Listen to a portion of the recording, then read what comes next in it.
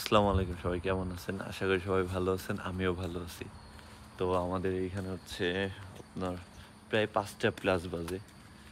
তো আমি আমার বাইকে চার্জ ছিল না, আমি বাইকটা চার্জ দিতে গেছিলাম এবং মাত্র চার্জ দিয়ে ফেরার পথে একটা জিনিস দেখতেছি। হয়তোবা দেখেন, এইখানে আপনার অনেকগুলো সাইকেল আছে। তো সাইকেলটা দেখে আমার ছোটবেলার কথা মনে পড়ে গেল, তাই হয়তো আপনাদের সাথে শেয়ার করতেছি।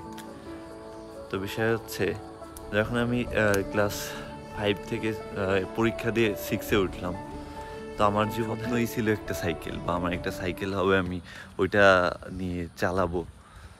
তো আমার বাবাকে বললাম, আমাকে মানে অনেক কান্নাকাটি করার পর একটা সাইকেল কিনে দিয়েছিল আমার ভাইয়া।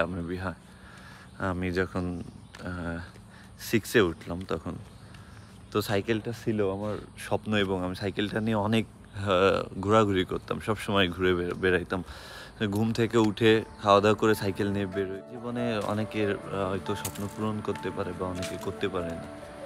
তো আমি হয়তো করছি, বাট আমি জানি এই বয়সটা, মানে যখন 4 থেকে 5-এ উঠে বা আপনার 5 থেকে 6-এ উঠে, তখন অনেকের একটা স্বপ্ন থাকে ছোটোবেলা যে একটা সাইকেল হবে, বা আমি ওই সাইকেলটা চালাবো, অনেক জায়গায় ঘুরতে যাব। তো ওই স্বপ্নটা আমারও ছিল এবং আমিও চালাইছি, আমি জানি। তো আমি এইটা বুঝাইতে চাচ্ছি যে আজ দেখেন, মানুষ এখন হয়তো বড় হয়ে গেছে, এখন আর ওই স্বপ্নটা আমার নাই, বা ওই চাহিদাটা নাই। এখানে দেখেন, আমাদের ইউনিভার্সিটিতে অনেক সাইকেল আছে। এখানে আমি ইচ্ছা করলে এখান থেকে একটা নিয়ে রিপেয়ার করে চালাইতে পারি, বা আপনার এখান থেকে নিতে পারতেছি। কিন্তু আমার সেই স্বপ্নটা বা সেই চাহিদাটা আর নেই। আমি এখন চাহিদাটা মানুষের হয়তো বয়সের সাথে সাথে অনেক স্বপ্ন বড় হয়, বা অনেকের স্বপ্ন হারাই যায়। তো তেমনই বিষয়টা আমি এটা বুঝাইতে চাচ্ছিলাম। তো ছোটোবেলায় একটা সাইকেলের কী স্বপ্ন ছিল, বা অনেকের আমি হয়তো পাইছি, আমি বেশি একটা বুঝতে পারিনি, কিন্তু অনেকে পায় না।